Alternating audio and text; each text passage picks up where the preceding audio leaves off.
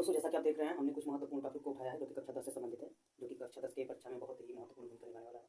तो जैसा कि आप देख रहे हैं, दूरदृष्टि दोष से आप क्या समझते हैं? तो हम ये कह सकते हैं कि यदि किसी व्यक्ति को दूर की वस्तुएं स्पष्ट दिखाई देती हैं और पास की वस्तुएं धुंधली दिखाई देती हैं, अर्थात स्पष्ट नहीं दिखाई देती हैं, तो उस व्यक्ति को दूरदृष्टि दोष माना जाता है। अर्थात यदि किसी व्यक्ति को 25 सेंटीमीटर से अधिक दूरी पर रखी वस्तुएं साफ दिखाई देती हैं, जबकि 25 सेंटीमीटर से कम दूरी पर रखी वस्तुएं साफ दिखाई नहीं देती हैं, तो वह दूरदृष्टि दोष कहलाता है। अब हम आपको बता दें कि दूरदृष्टि दोष से पीड़ित व्यक्ति के चश्मे में उत्तल लेंस का प्रयोग किया जाता है। किसका? उत्तल लेंस का प्रयोग किया जाता है। अब इस तरह दूसरा प्रश्न उठाया कि डायोप्टर क्या होता है। एक डायोप्टर से आप क्या समझते हैं? यदि किसी लेंस की क्षमता इतनी हो कि वह ऐसा लेंस जिसकी फोकस दूरी 1 मीटर हो, ऐसा लेंस जिसकी फोकस दूरी क्या हो? 1 मीटर हो। यदि उसकी फोकस दूरी 1 मीटर है तो उस लेंस की क्षमता जो होगी वह एक डायोप्टर कहलाती है, अर्थात लेंस की क्षमता का मात्रक डायोप्टर होता है। अब यहाँ पर हमने प्रश्न उठाया आवर्धन, अर्थात दर्पण का आवर्धन क्या होता है। तो किसी दर्पण का जो आवर्धन होता है उस दर्पण के द्वारा उस किसी वस्तु के बने प्रतिबिंब की लंबाई और वस्तु की लंबाई के अनुपात को क्या कहते हैं? दर्पण का आवर्धन कहते हैं, जो -v/-u के बराबर होता है।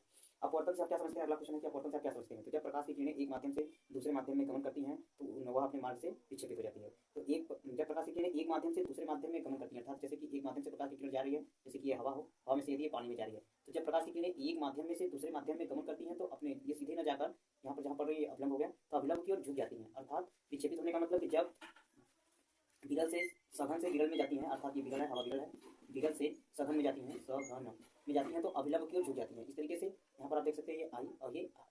यहाँ पर अपवर्तन के अंतर्गत हमने आपको बताया कि प्रकाश की किरणें एक माध्यम से दूसरे माध्यम में गमन करेंगी तभी अपवर्तन होगा, अर्थात 2 माध्यमों की कम से कम जरूरत पड़ेगी। इस तरीके से आप देख रहे हैं परावर्तन। परावर्तन सिर्फ एक माध्यम में होता है, अर्थात प्रकाश की किरणें किसी चिकने सतह पर पड़ती हैं, तो यदि प्रकाश की किरणें किसी चिकने सतह पर पड़ती हैं तो पड़ने उस चिकने सतह से उसी माध्यम में वापस चली जाती हैं। उसी माध्यम में यदि वापस चली जाती हैं तो इस प्रकार की प्रक्रिया को प्रकाश का परावर्तन कहते हैं। इस तरीके से ये आपतित किरण होगी, ये अभिलंब होगा। आपतित किरण और अभिलंब के बीच बने कोण को आपतन कोण कहते हैं, जबकि अभिलंब और परावर्तित किरण के बीच बने कोण को अपवर्तन कोण कहते हैं, जो कि आपसे रिप्रेजेंट करते हैं। अपवर्तन परावर्तन के नियम में कोण आई और कोण आर के बराबर होते हैं, अर्थात आपतन कोण परावर्तन कोण के बराबर होते हैं और यह बिंदु आपतन बिंदु कहलाता है। इस तरीके से हम दूसरा प्रश्न आपको बता दें कि 1 वोल्ट क्या होता है। तो हम कह सकते हैं कि V बराबर W/Q होता है। अर्थात यदि किसी एक कूलाम आवेश को, अर्थात अनंत से 1 कूलाम आवेश को लाने में किया गया कार्य यदि 1 जूल है तो यहाँ पर जो वैद्युत विभव होगा वह 1 वोल्ट होगा।